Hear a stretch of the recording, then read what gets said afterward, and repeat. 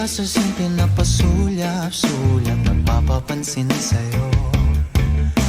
Umabot sa palitan ng mga mensahe, kilig na kilig ako. Kumusta, kain na, hello, magandang umaga. Ingat ka, pahinga, huwag kang masyadong magpupuyat pa. Naramdaman ng puso na dahan-dahan akong nahuhulog sa'yo.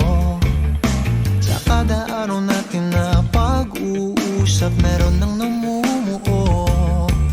Ngunit di ko na alam kung anong patutunguhan.